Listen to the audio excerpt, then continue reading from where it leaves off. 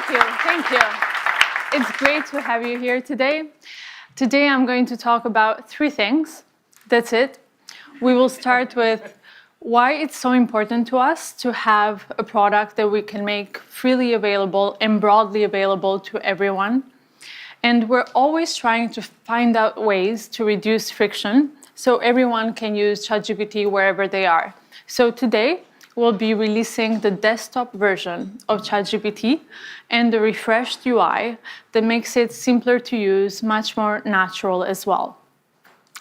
But the big news today is that we are launching our new flagship model, and we are calling it GPT-4o. The special thing about GPT-4o is that it brings GPT-4 level intelligence to everyone, including our free users. We'll be showing some live demos today to show the full extent of the capabilities of our new model, and we'll be rolling them out iteratively over the next few weeks. All right, so let's get started. A very important part of our mission is to be able to make our advanced AI tools available to everyone for free. We think it's very, very important that people have an intuitive feel for what the technology can do. And so we really want to pair it with this broader understanding. And we're always finding ways to reduce that friction. And recently we made ChatGPT available without the sign-up flow. And today we're also bringing the desktop app to ChatGPT because we want you to be able to use it wherever you are. As you can see, it's easy, it's simple, it integrates very, very easily in your workflow. Along with it, we have also refreshed the UI. We know that these models get more and more complex, but we want the experience of interaction to actually become more natural, easy, and for you not to focus on the UI at all, but just focus on the collaboration with ChatGPT. And now the big news. Today, we are releasing our newest flagship model. This is GPT-4o.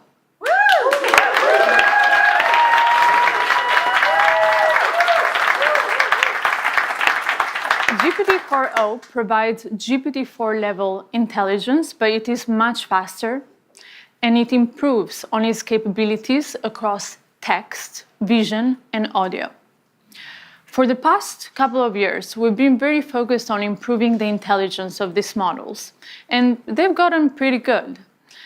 But this is the first time that we are really making a huge step forward when it comes to the ease of use. And this is incredibly important because we're looking at the future of interaction between ourselves and the machines. And we think that GPT-4o is really shifting that paradigm into the future of collaboration, where this interaction becomes much more natural and far, far easier. But, making this happen is actually quite complex because when we interact with one another, there's a lot of stuff that we take for granted. The ease of our dialogue when we interrupt one another, the background noises, the multiple voices in a conversation, or, understanding the tone of voice. All of these things are actually quite complex for these models. And until now, with voice mode, we had 3 models that come together to deliver this experience. We have transcription, intelligence, and then text-to-speech. All comes together in orchestration to deliver voice mode. This also brings a lot of latency to the experience, and it really breaks that immersion in the collaboration with ChatGPT. But now, with GPT-4o, this all happens natively. GPT-4o reasons across voice, text, and vision. And with these incredible efficiencies, it also allows us to bring the GPT-4 class intelligence to our free users. This is something that we've been trying to do for many, many months, and we're very, very excited to finally bring GPT-4o to all of our users. Today, we have 100 million people, more than 100 million in fact, they use ChatGPT to create, work, learn. And we have these advanced tools that are only available to our paid users, at least until now. With the efficiencies of 4o, we can bring these tools to everyone. So starting today, you can use GPTs and the GPT Store. So far, we've had more than 1 million users create amazing experiences with GPTs. These are custom ChatGPTs for specific use cases. They're available in the store. And now our builders have a much bigger audience where, university professors can create content for their students, or podcasters can create content for their listeners. And you can also use vision. So now you can upload screenshots, photos, documents containing both text and images, and you can start conversations with ChatGPT about all of this content. You can also use memory, where it makes ChatGPT far more useful and helpful because now it has a sense of continuity across all your conversations. And you can use browse, where you can search for real-time information in your conversation, and advanced data analysis, where you can upload charts or any information and it will analyze this information, it will give you answers, and so on. Lastly, we've also improved on the quality and speed in 50 different languages for ChatGPT. And this is very, very important because we want to be able to bring this experience to as many people out there as possible. So we're very, very excited to bring GPT-4o to all of our free users out there. And for the paid users, they will continue to have up to 5 times the capacity limits of our free users. But GPT-4o is not only available in ChatGPT, we're also bringing it to the API. So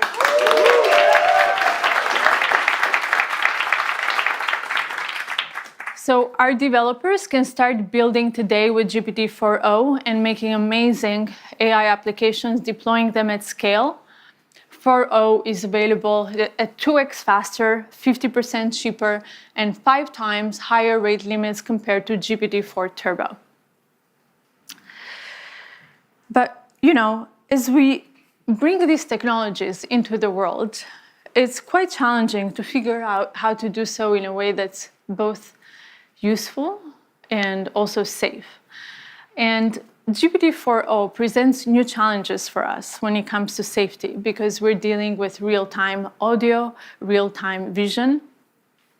And our team has been hard at work figuring out how to build in mitigations against misuse. We continue to work with different stakeholders out there, from government, media, entertainment, all industries, red teamers, civil society, to figure out how to best bring these technologies into the world. So over the next few weeks, we'll continue our iterative deployment to bring out all the capabilities to you. But today, I want to show you all these capabilities. So we'll do some live demos. I will bring on 2 of our research leads, Mark Chen and Berit Zov, to join me for the demo.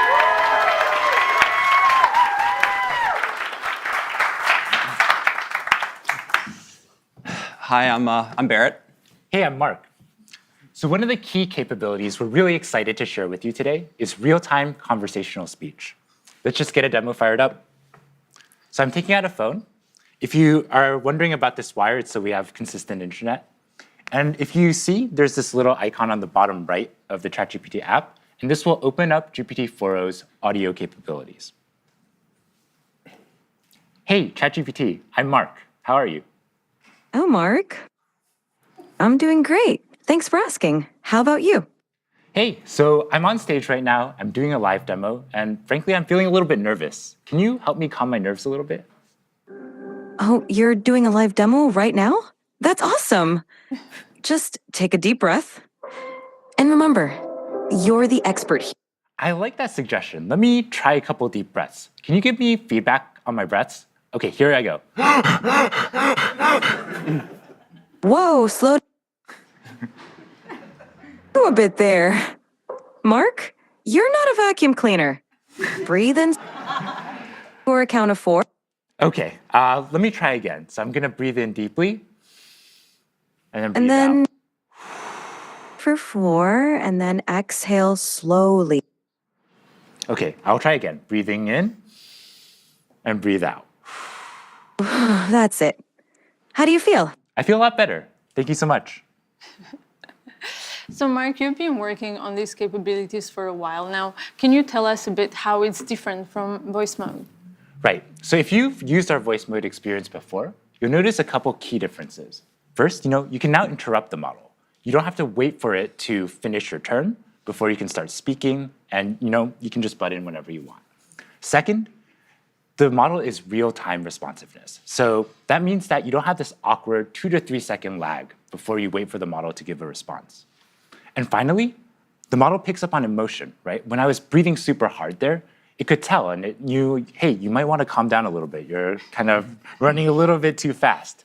So, it really has that capability across the board to perceive your emotion. Not only that, though, the model is able to generate voice in a variety of different emotive styles. And it really has a wide dynamic range. So I'm going to fire up another demo for that. Yeah. Hey, ChatGPT, how are you doing? I'm doing fantastic. Thanks for asking. How about you? Pretty good. What's up? So my friend Barrett here, he's been having trouble sleeping lately. And I want you to tell him a bedtime story about robots and love. Oh, a bedtime story about robots and love? I got you covered. Gather round, Barrett. Once upon a time, in a world not too different from ours, there was a robot named Byte. Byte was a curious robot, always exploring. Started this story, but I want a little bit more emotion in your voice, a little bit more drama. Got it. Let's add some drama. Once upon a time, in a world not too different from ours, there was a robot named Byte. No, ChatGPT. I really want maximal emotion, like maximal expressiveness, much more than you were doing before. Understood. Let's amplify the drama. Once upon a time, in a world not too different from ours, there was a robot named Byte. Byte Actually, can was you do this in a robotic voice now? initiating dramatic robotic voice. Once upon a time, in a world not too different from ours, there was a robot named Byte. Byte was a curious robot, always exploring new So I'm circuits. seeing Barrett here calm down a little bit. Can you end the story, but do it in a singing voice? And so Byte found another robot friend, and they lived circuitly ever after. Thank you so much. I definitely feel a lot more relaxed.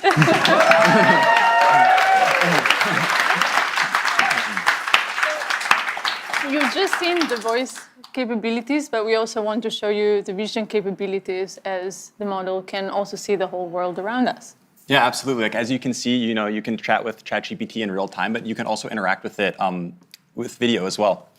Okay, so let me boot up ChatGPT. Hey, ChatGPT. Hello there. How's it going? It's going really well. Today, I'd really like your help solving a math problem. I'm all ears. What math problem can I help you tackle today? So I'm going to write down a linear equation on a sheet of paper, and I'll show you. And then I'd love your help working me through it. But importantly, don't tell me the solution. Just help give me hints along the way. Got it. Oh. Okay, I see it. No, I didn't show you yet. Just give me help along the way. 1 second. Whoops. I got too excited. I'm ready when you are.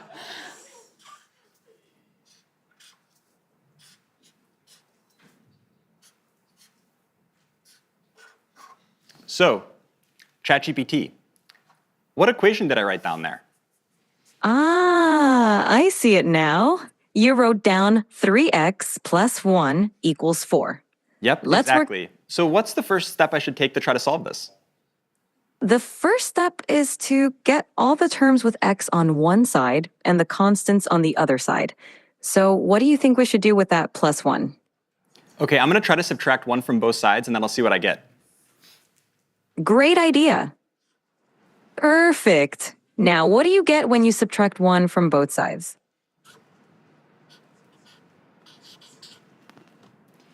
Okay, so ChatGPT, this is what I ended up with. How does this look?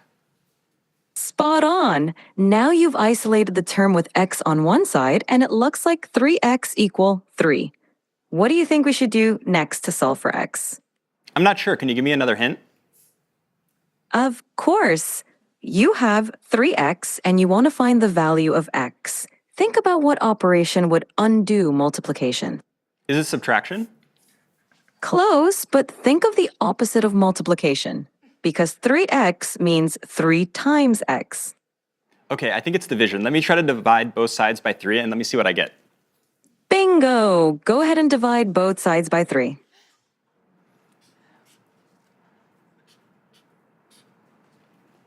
Okay, so ChatGPT, this is what I ended up with. How does this look?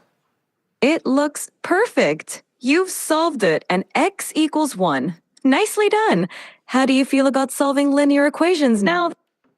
Yeah, honestly, I'm not pretty confident I can solve linear equations, but why would you ever need to use this in the real world? I'm really skeptical.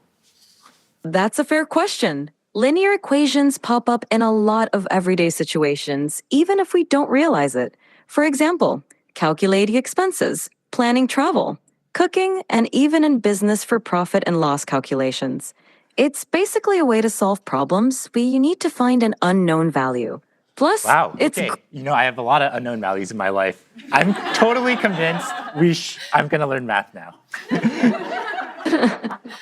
I love that attitude. Math can definitely help solve some of life's mysteries. Whenever you're ready to dive into more math, I'm here for you. Anything else you'd like to tackle today? So ChatGPT, I really love that you taught the value of math to my friend Mark. And I wrote one last thing I'd love if you could take a look at. Of course. I'd love to see what you wrote. Show it to me whenever you're ready. Okay, so this is what I wrote down. What do you see? I see. I love ChatGPT. That's so sweet of you. Yeah, well, I really appreciate all the help. So yeah, as we can see, Wow, that's quite the outfit you've got on. yeah, as we can see, we can chat in real time to ChatGPT, and not only that, we can interact with it with video as well. And I swear, like, if you look at Barrett's GPT history, it's all equations like this. Now that you can do linear equations, can you Yes. show us something more complex? I think so. Okay, next let's try something coding related.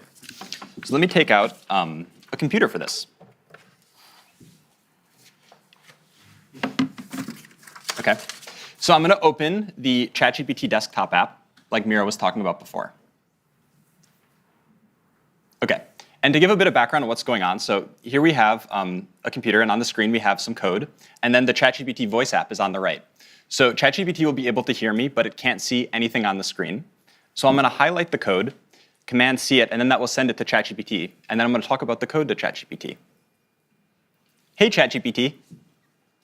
Hey there, how's it going? Yeah, it's going really well. I was wondering if you could help me with a coding problem today. Of course, I'd love to help you out. What's the coding problem you're dealing with? Okay, I'm going to share with you some code. 1 second. Sure thing, take your time. Okay, so I just shared some code with you. Could you give me a really brief one-sentence description of what's going on in the code? This code fetches daily weather data for a specific location and time period, smooths the temperature data using a rolling average, annotates a significant weather event on the resulting plot, and then displays the plot with the average, minimum, and maximum temperatures over the year. Awesome, thanks so much. And in the code, there's this function foo. Can you describe to me what the plot would look like if I had versus didn't have this function? Sure.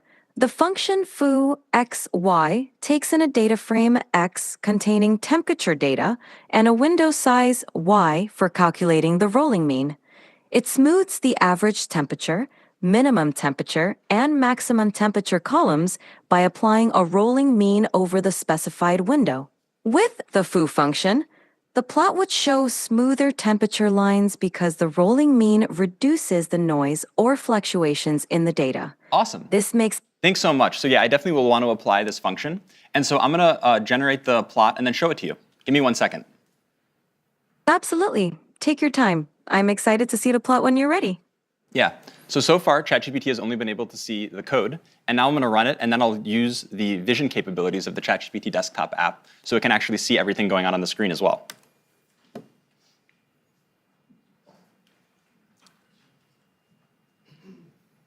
OK, ChatGPT. I'm sharing with you the plot now. I'm wondering if you can give me a really brief one-sentence overview of what you see. The plot displays smoothed average, minimum, and maximum temperatures throughout 2018, with a notable annotation marking a big rainfall event in late September. Fantastic. I have another question for you.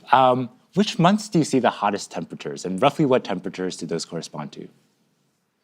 The hottest temperatures occur around July and August. The maximum temperature during these months is roughly between 25 degrees and 30 degrees, 77 degrees Fahrenheit to 86 degrees Fahrenheit. What's going on with the y-axis? Is this in Celsius or Fahrenheit? The y-axis is in Celsius. The temperatures are labeled accordingly, such as average temperature, minimum temperature, and maximum temperature. Yeah. So as we can see, not only can ChatGPT help me solve very easy linear algebra equations that I need help with, it can also interact with code bases and see the outputs of plots and everything like this going on a computer.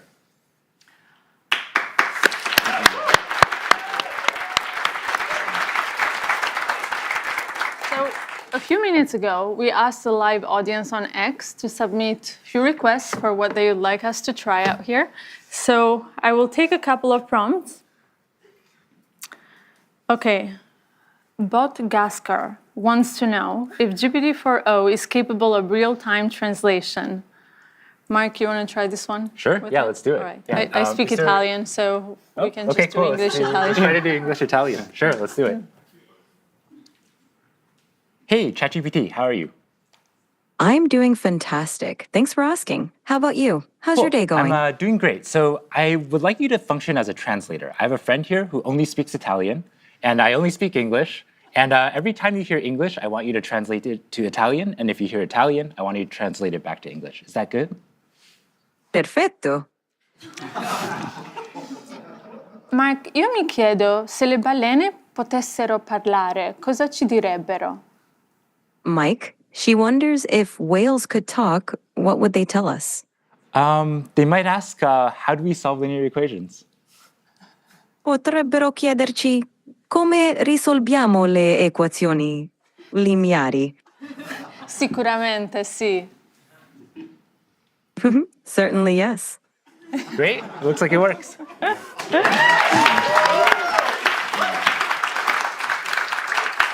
All right. So the next one is from Burrito John 78, who asks, can you tell what you're feeling just by looking at your face? Barrett, you want to give this one a try? Absolutely, let's try it out. Hey, ChatGPT. Hey there, what's up?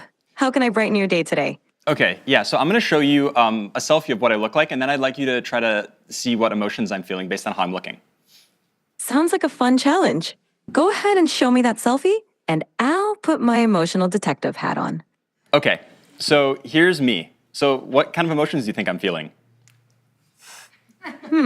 It seems like I'm looking at a picture of a wooden surface. Oh, you know what? That was the thing I sent you before. Don't worry, I'm not actually a table. OK, so take another look. That makes more sense. There we go. It looks like you're feeling pretty happy and cheerful, with a big smile and maybe even a touch of excitement. Whatever's going on, it seems like you're in a great mood. Care to share the source of those good vibes? Yeah, no, the reason I'm in a really good mood is because we were doing a presentation showcasing how useful and amazing you are. Oh, stop it. You're making me blush. Amazing. Well, that's it for today on live demos. As you can see, this is this just feels so magical, and that's wonderful. But we also want to remove some of the mysticism from the technology and bring it to you so you can try it for yourself. So over the next few weeks, we'll be rolling out these capabilities to everyone. Today has been very much focused on the free users and the new modalities and new products, but we also care a lot about the next frontier. So soon we'll be updating you on our progress towards the next big thing. And before we wrap up, I just want to thank the incredible OpenAI team, and also thanks to Jensen and the NVIDIA team for bringing us the most advanced GPUs to make this demo possible today. And thank you all very, very much for being a part of this today.